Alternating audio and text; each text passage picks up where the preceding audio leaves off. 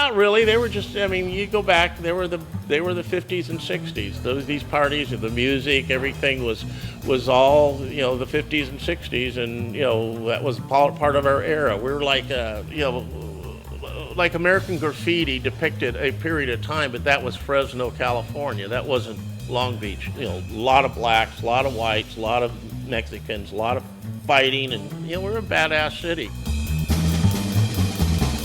My name is Sam Wiggins, SAMWIGGINS. Reminds me of being in jail. Well, my name is Jack Esslinger, and what do you want to know? Well, one of the things that they would stop you for sometimes and give you a ticket, it's too low. The big one, the common one. You're too low, If you have a blowout, your car's going to hit the ground, not the rim, and you going down the highway and that happens, flip your car, kill yourself, other people, cars being too low. And they would write you a lot of times. They always had it for an excuse, to give you a ticket or pull you over. Pulled you over because your car's too low. Okay, now what? Oh, some of them were really nice guys, but like any human being, some of them weren't. And they would kind of roust you around, and they had no problem. Some of the bad guys had no problem slapping you around and stuff like that. I'm 16. I was walking home from my girlfriend's, and I'm walking through this car lot on Pacific Coast Highway. There was a lot of car lots along there, and I'm walking through looking at these cars going, wow. And I'm thinking, geez, if I had one of these, I could conquer the world, Attila the Hun, go cruising everywhere. But at this time on the side street, this black and white unit rolls up, and they get out, and of course the vehicle, and they come walking by both ends of the cars. So they turned around and came back because I cleared my throat, and they came back, and they each came in on one end of the car. He starts asking me what I'm going to do with the car, where I'm going to take it after I steal it, and all. I said, I'm not trying to steal anything. I'm just looking at the cars, And he goes, yeah, well, what are you going to do with it after you steal it, and what are you going to do? And I kept telling him I'm not trying to steal the car. So then his partner puts his hand in my pocket, and he pulls out 2 sets of keys. He said, well, if you're not trying to steal a car, what are you doing with this? So I looked at the keys and I said, well, those are mine. Those must be yours. And his partner slapped me and they took me to jail for attempted grand theft auto. It's just stupid stuff that happened like that. A lot of guys were really cool though. They'd stop you and say, hey, what are you doing, A, B, and C? And they'd say, all right, where do you live? And I'd say, right over here. And they'd say, okay, go home. So I'd say 70% of them are pretty decent guys.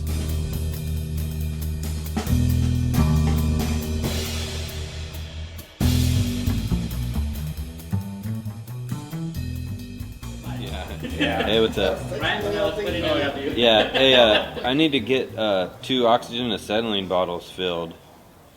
Cause we're gonna chop Tony's Ford, and they're gonna film it, and we need all the shit together.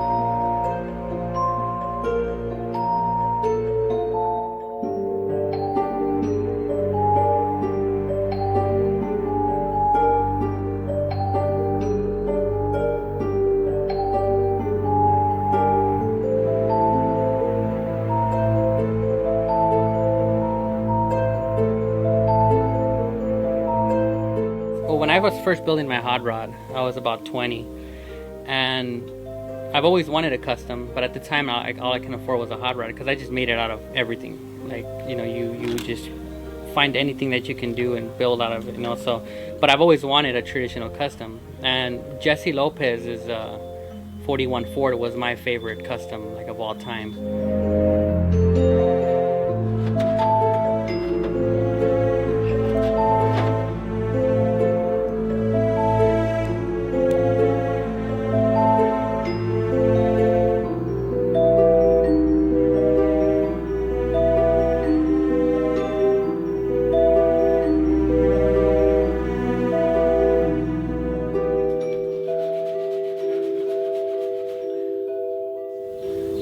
He came by with a really nice 47. I mean, solid car, like one of the nicest unrestored cars I'd seen in a while. And he just pulled up one day with this 47 Ford that was just amazing looking, you know. Great car just by itself, but he had this vision that he wanted to do it a certain way. And I'm like all for it. Like, yeah, let's do it. You know, let's get it done. So when my car sold, which it wasn't for sale, somebody had just come by and bought it. Like, that's the first thing I looked for, was 41 through 48 Ford, because that was a car that I wanted to replicate since I was young, you know. So I was like, I had to get it. So.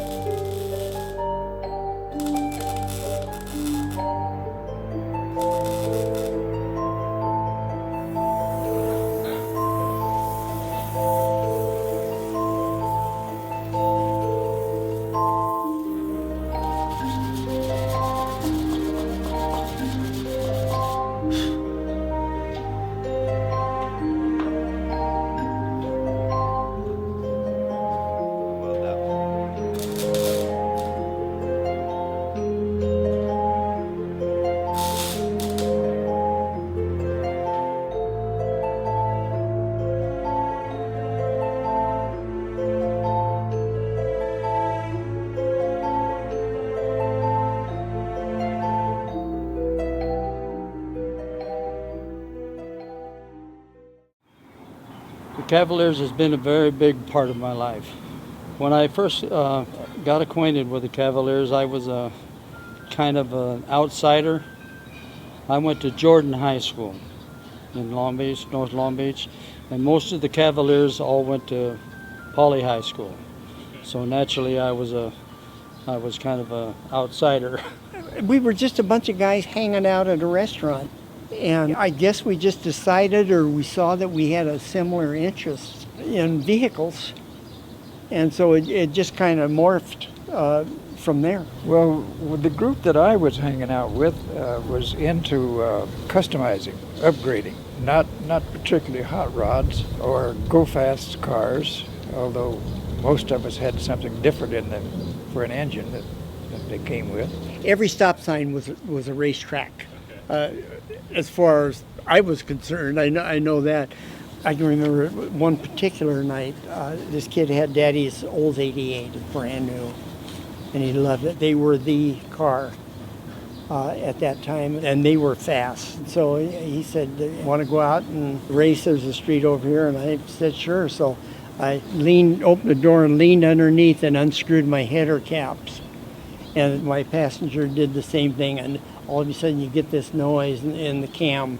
It was enough so you knew that there was something in there. And God, this guy's eyes got real big. I dusted him. He was humiliated. Never saw him again at Charlie's. I was part of the group that hung out in this area at the Ether shop. There was girls that went in and out of there. That was part of the attraction, of course. That's where I met my wife. There was a guy by the name of Snooky, had one of the first custom cars, chopped cars with Barris. And so I got interested in doing that, and I bought a 49 Chevy convertible. It had chopped and a Carson top and tuck and roll interior and skirts and all the other stuff. It was in a couple of magazines, coverage, I forget, Motor Trend or one of those. I never did have a copy of it, but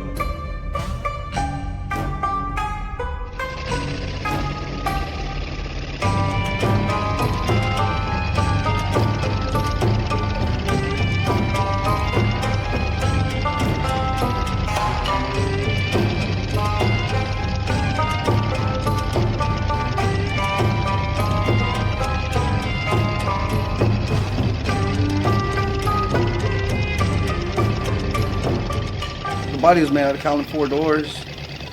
The motor is a small block 350, a 350 tranny, a 4.9-inch in the back, 42 to 48 front end. The dash came out of a 48 Chevy, cutting up, shortening. The taillights, I'm running 52 Chevy taillights, a 44 steering wheel with a 52 Chevy horn button in the middle. So it's all custom. My shifter's a genie lamp.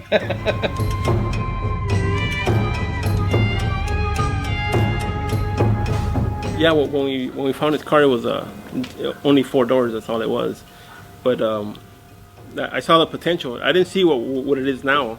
You know, I didn't see it being that nice. But we started messing with it and just chopping it down. I started bending round bar around tires to make the body lines move. The windshield posts, we actually used them going around the gas tank. We did a good job for what we knew. That was earlier on, like when I first learned stuff. Unfortunately, the car got wrecked, and it sat for another like 2 or 3 years. My roommate, he took the car, guy just downshift the car for some reason and went out the alley.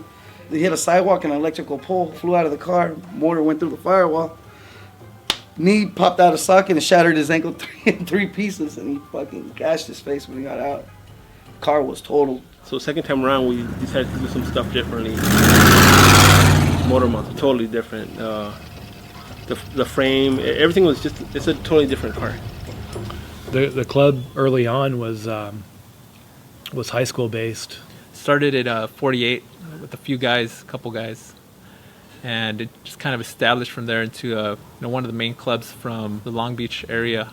It went on to from 48 to 56, I believe, and that was the first chapter of the club. I think the most infamous Cavalier at the time iconic car, was the Monte-Trone Coupe.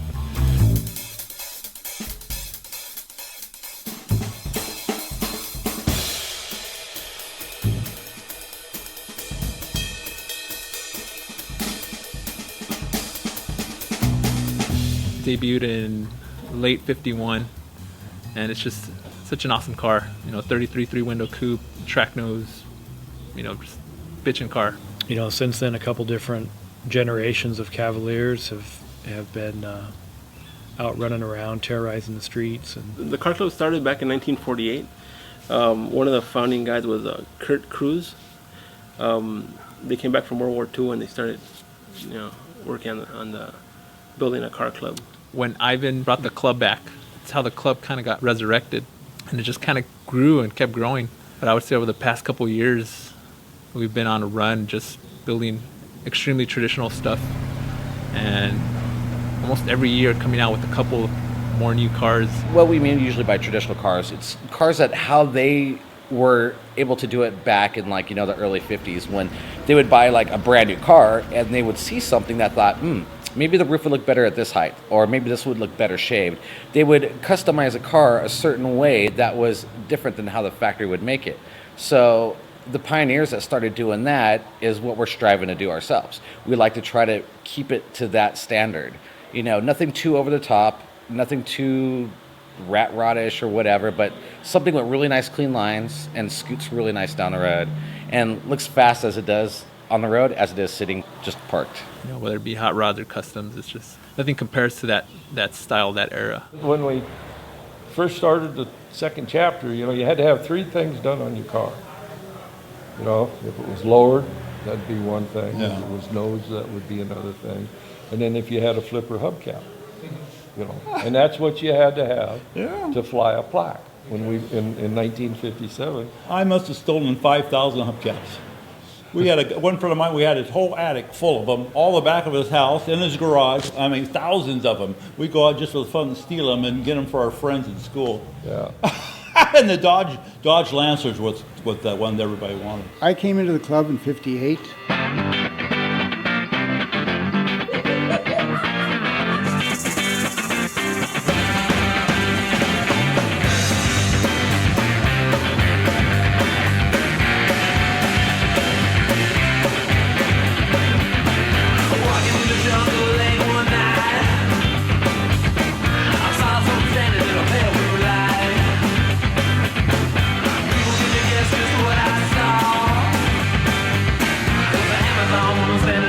They'd already been going as far as I know, about a year. I actually came from another club. I was in a club from Wilmington, and one night I went into the Willows, met some of the guys, and I thought, these guys are great guys. They're just fun people.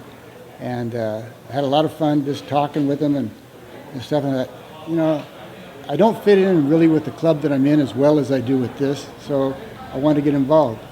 And it took a while. There was no real initiation, but you had to be invited, of course, and then you had to be voted 100% by everybody in the club. I didn't get into it until like 58, and most of the guys I went to high school with, so we mostly hung around.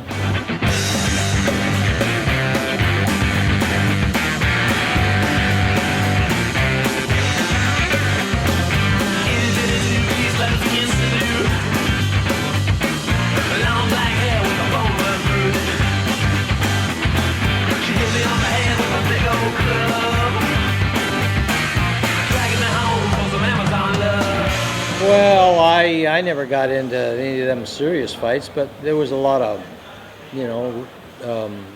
sword rattling. We weren't into racing. That wasn't our thing. Our thing was partying and fighting. We loved to fight. One story that I recall, as the youngest member of the Cavaliers, we had a group in Paramount. I think it was the Sultans. And they hung out at a drive-in restaurant in Paramount. Well, we all, about 30 cars, all took off to that Paramount restaurant, and they sent me walking through the drive-in. This is when there were drive-in theaters. And I had the Cavaliers jacket on, so I was sitting there giving everybody the finger, creating trouble, and they all start, coming out to, hey, what's this guy doing? And all of a sudden, 30 cars of Cavaliers converged on him. We had just a big blowout fight.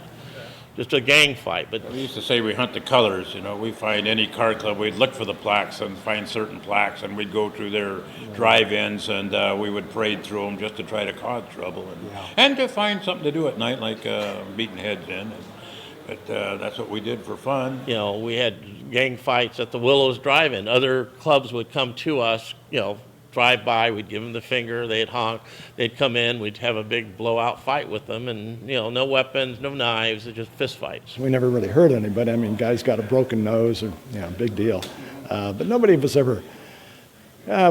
Some guys might have pulled out a knife or bicycle chains, and battery cables were pretty good, and road flares and stuff like that. But nobody ever pulled out a gun, not in our skirmishes. It was always just a fist fight. Somebody would walk away with a broken nose, a black eye, but nobody ever got killed unless we started to venture into clubs like the Pharaohs in Wilmington. They were badass. Other areas, Los Angeles, there were different gangs up in there. In Wilmington, a couple of great car clubs over there, the Road Kings and the Pharaohs. There was a street over there, I won't mention it, but they didn't have a problem shooting at you. These guys would carry guns and knives. In fact, one of the club members had a van that had a machine gun in it.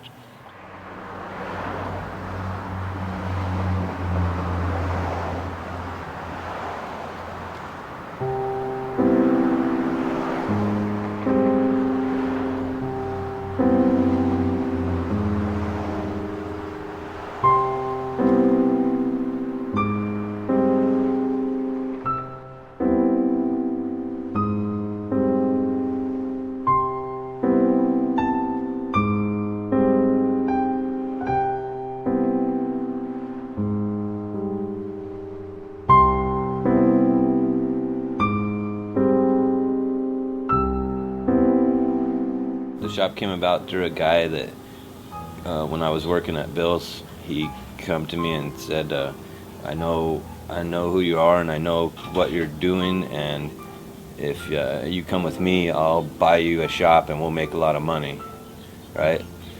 Okay, that sounds legitimate, right? So I wrote down the address of Barris' shop, 11054, and told him, you go ahead and get me that shop and we're in business.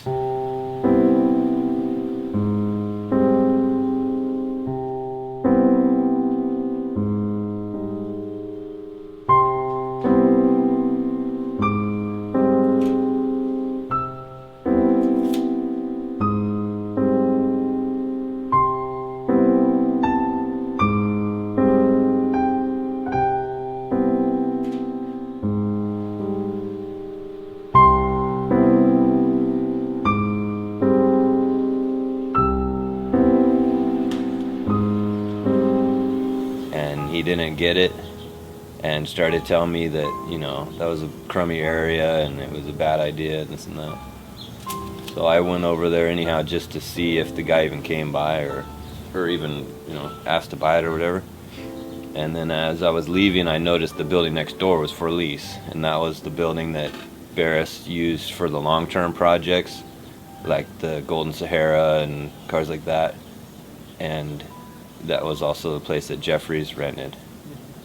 And just decided, well, I'll go here and just kind of see what happens. Tony's 47 is a neat car. It's one of those cars that back in the day they were customizing, and Tony was in a position to pick it up but didn't really have the resources to complete it. And so it's a good thing that the opportunity arose to have Brad help out.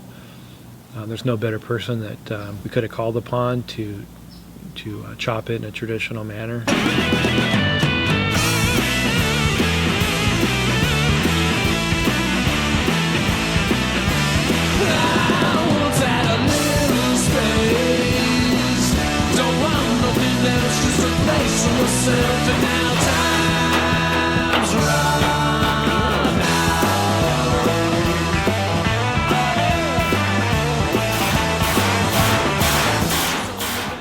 Tony got this 47 coupe. He was kind of wanting to emulate the Jesse Lopez car, you know, the coupe, and wanted to kind of not make a clone of it, but just take some of the aspects of it and put it into his car. As we were talking about it, we clone it exactly. There's always going to be some asshole that says, you know, oh, it's not like this, or a new picture surfaces where you see something's a little different, but, you know, it was just the styling of the whole car, and at least we had something that we both were looking at that we didn't really have to talk too much about it. It was just, we all kind of knew what we were going for. Model of the car behind the Jesse Lopez coupe, which was a 41. Tony's a 47, a little bit different, but he's doing the best he can to like duplicate it down to the color and the interior and everything.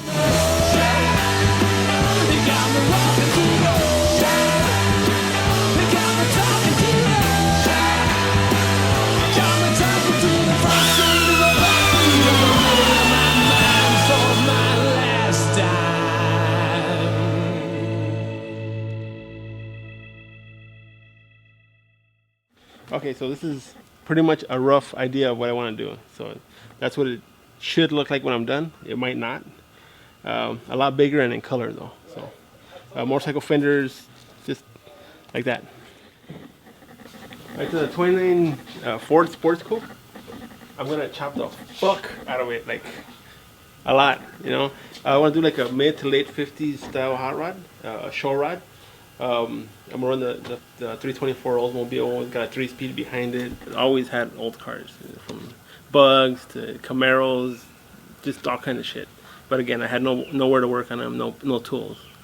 So when we got a house in Downey, I bought fucking every tool imaginable, you know. My brother used to be good friends with Rick, and then he got married, got hitched up, and you know, he went on his own way, and then me and Rick started hanging out. I've known Danny for like 20 years.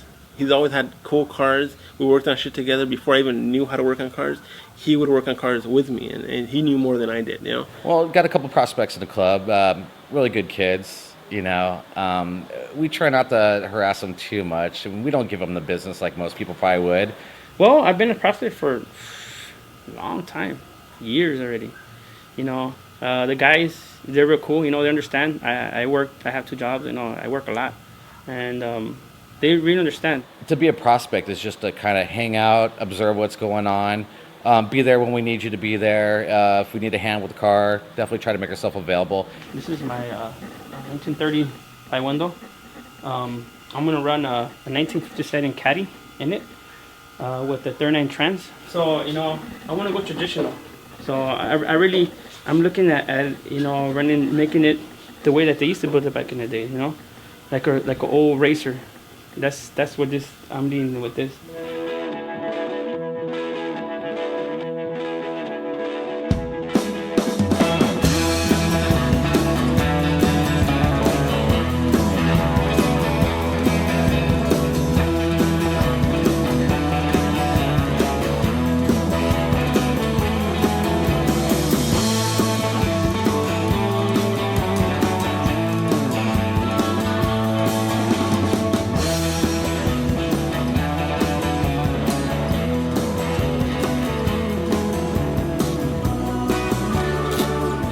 Well, I got into cars because of my dad. He was a hot rodder back, in like 70s. He had a 31 Model A Ford.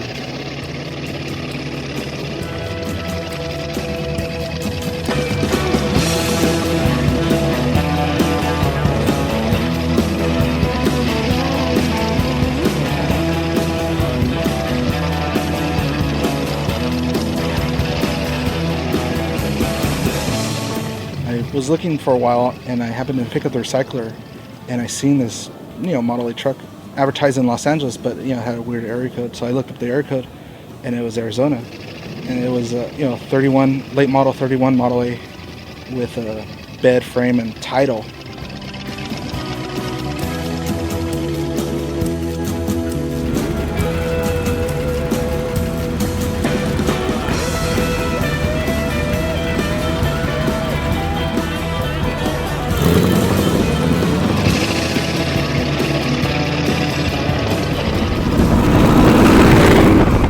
His dad built it for him because he needed a car for high school. So it was a father and son project. So basically it took they started working on it in his freshman year, and he drove it to Burbank High, I think his junior and senior year. So he drove it around about that era, got married, garaged it, and then started driving it around again when the kids got a little bit older. He drove it to the Mid-State Rod Run in 1973, which I still have the badge on the dash. So, it made from Burbank up to Central Cal and back, no problem. And for a little car like that, it's one heck of a ride. Because I drive this thing into Ventura, and it's like white knuckle driving the whole way. So I called the guy up, and I'm like, hey, interested in your truck, and I'm just gonna head up there and get it. Pretty much quit my job on Friday, drove up on Saturday, and picked up the truck, rented a U-Haul, just shoved it all into this little U-Haul trailer and drove home. Just like I say, we had that building up on Signal Hill that we'd have parties in, and that was a really nice setup for us because it had a huge room, about like this garage, and then they had the restrooms off to the side and 2 offices in the front. And actually, a couple of the guys were staying in the offices. They'd pay us rent, and so that was kind of fun. And we'd have great parties there. Yeah, I remember at the time, I was like secretary of the club and treasury, so I handled the money, for a period of time. And this is when we start doing these dances, these really big dances at the Long Beach National Guard Armory. Yeah, we had some nice dances and things that we put together, and to get, funds for the club and everything, and did well with it.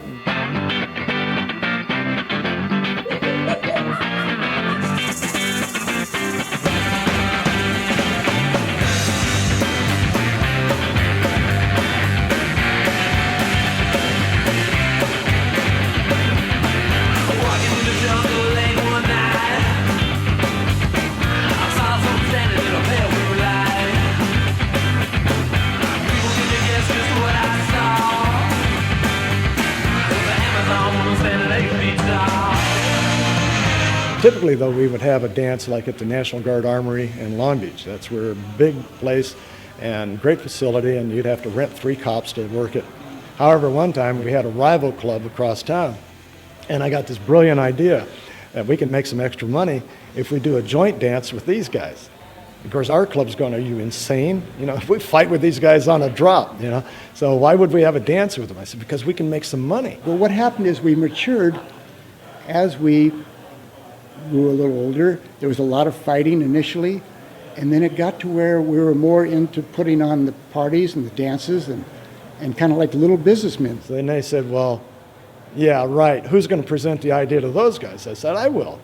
So I called this guy that was the president of their club, and I said, hey, I got an idea. And he says, what do you want? I said, I got an idea. How about you guys and we, the Cavaliers, will have a joint dance? Just give it a thought, man, because we can make a lot of money. Because people are going to buy tickets just to come to see if we're going to fight. And we'll call a truce. Tomorrow night we'll fight, but tonight we're going to call a truce. The biggest dances that I remember we had were like the National Guard Armory, and we would put a lot of people in some of those. Huge crowds inside.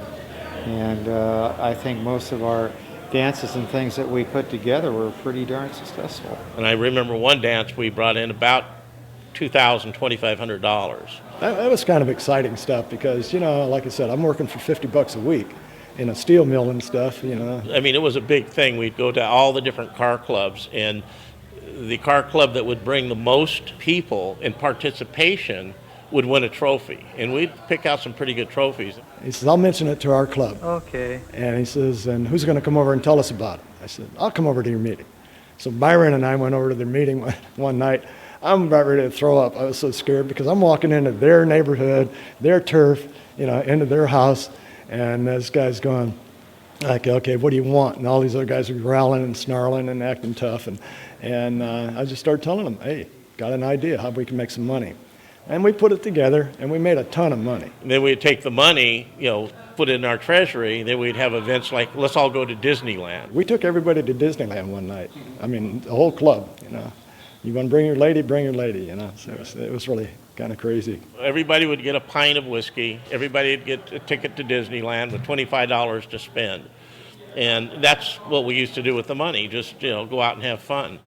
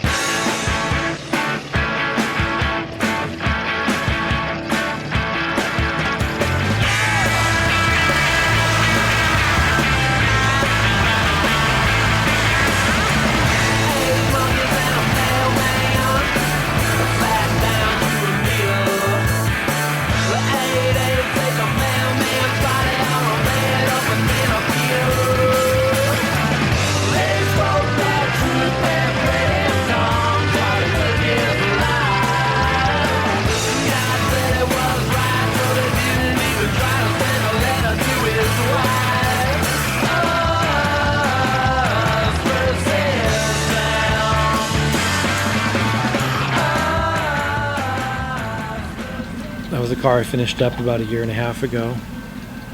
Been enjoying driving it. Our cars are not they're not show cars by any stretch of the imagination, but we have a lot of fun with them and enjoy putting together and driving old iron.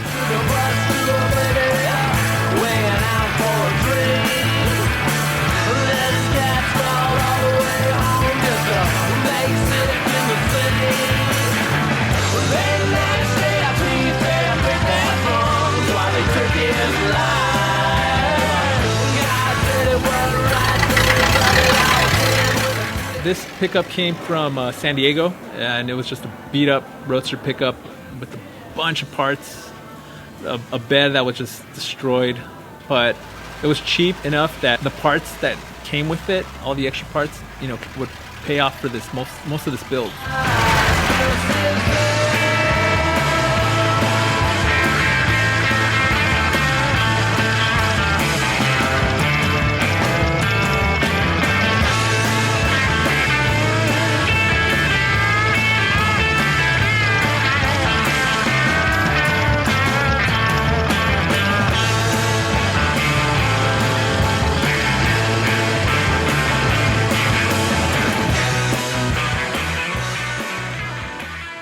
Tony picked up his car. From what I hear, it was more of like a muscle car, kind of import car lot, and it was the only classic car the guy had.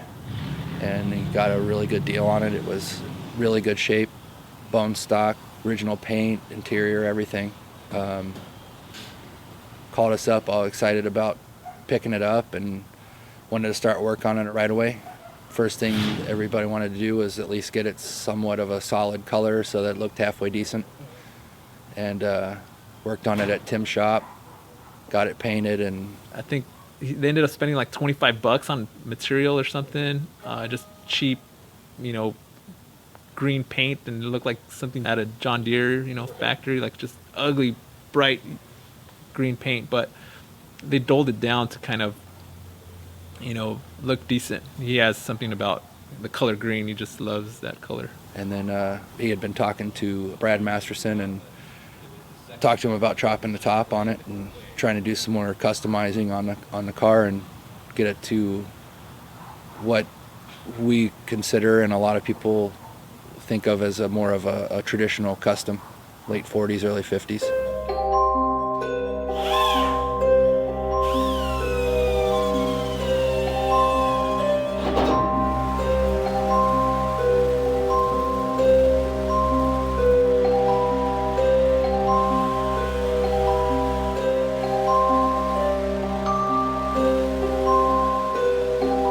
I always try and get somebody to pick an era that they could envision going back in time and grabbing this car. You know, if it's a 40s car, is it built in a 40s style, a 50s style, or a 60s style? Once you nail down your kind of 3 or 4 year window, then that sets the tone for the pieces and parts that you're going to use, or styling, or different tricks that were being done at that time. And sometimes it can jump one way or the other and still come out all right, but you don't want to make an 80s version of a 50s custom.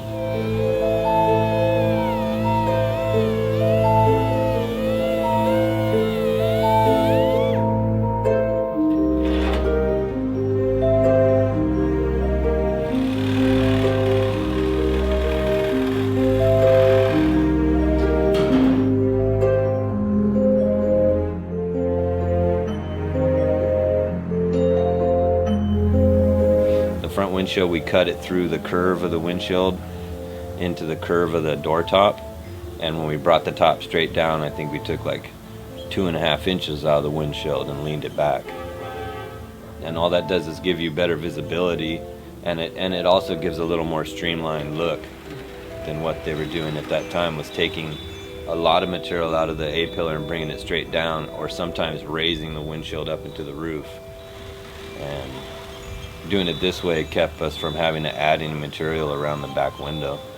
We were able to move it up or down wherever we wanted it, and we had plenty of leftover material. Like there was I don't think we added any metal that wasn't in the top originally.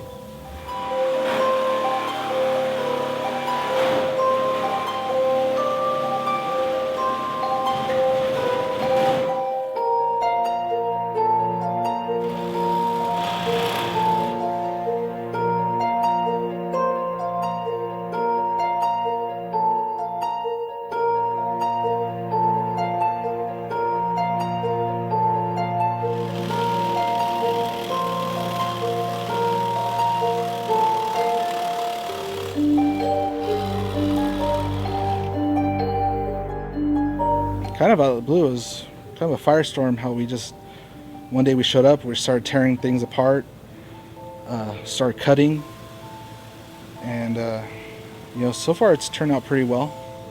It's going in the direction that he wants it to go, and so it's looking really nice.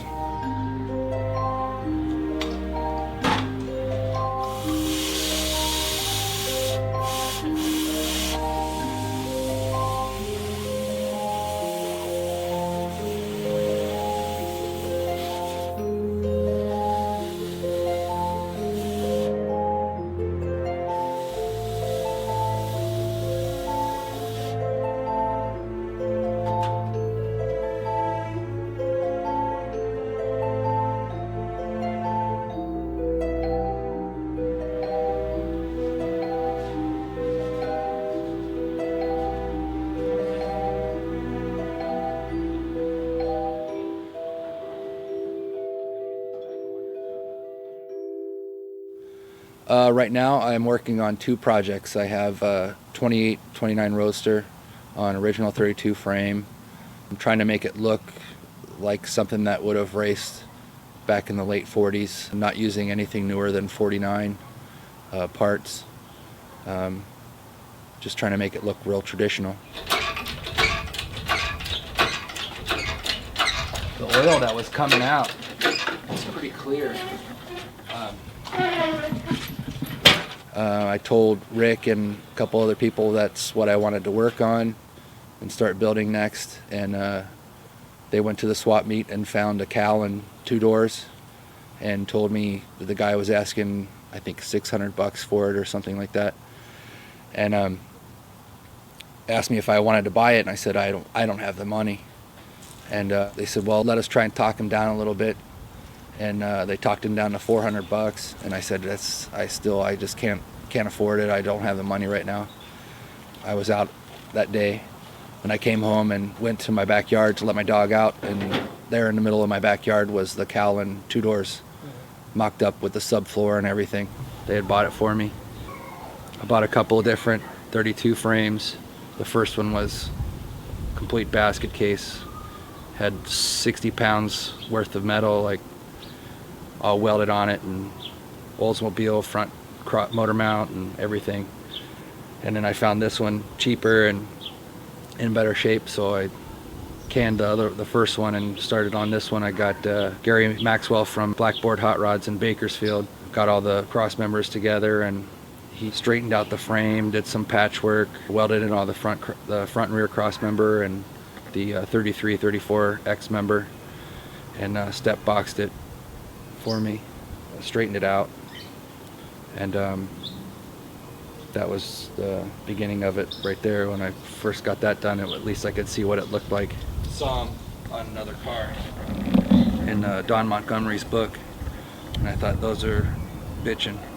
I know they made them in cast aluminum also, but this guy had handmade them, so I just kind of eyeballed it and took measurements and put it together and welded them all together, and had a friend of mine TIG weld it, since it was a shock mount also. Sit on the frame like that. And then headlight mounts here, shock right here.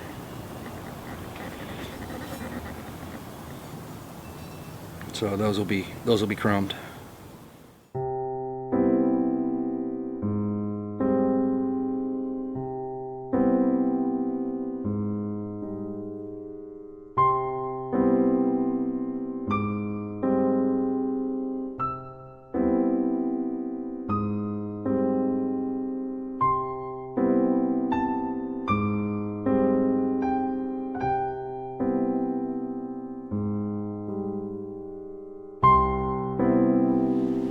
In high school, we were, me and friends that rode skateboards and stuff, looked up to these other guys in town that all had, they were all a little bit older than us. There were skateboarders that had older cars, and at like contests and stuff, they were always in the back corner of the parking lot drinking beer and stuff like that, and we always wanted to be like those dudes, you know? And so when we first started driving, like, none of us had any custom cars. We were just trying to keep them on the road, basically.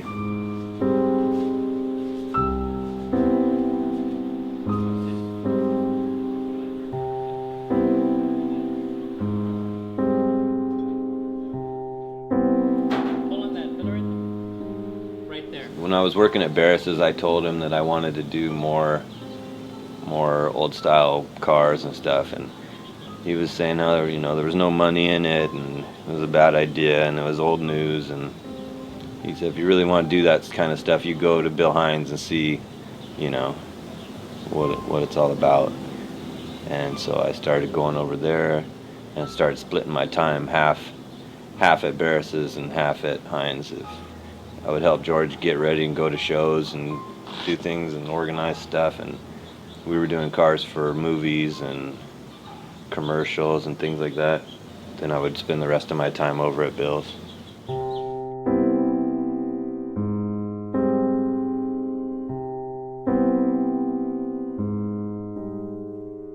Right there.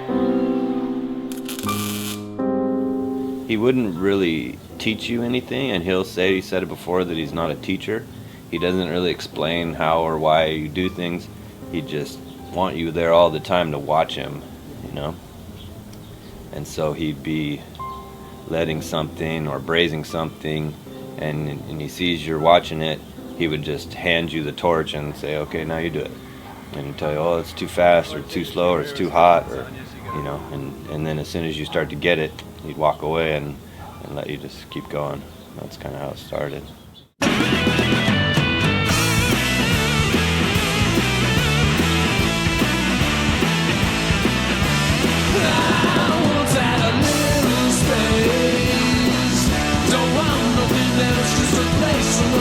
And now time's run out.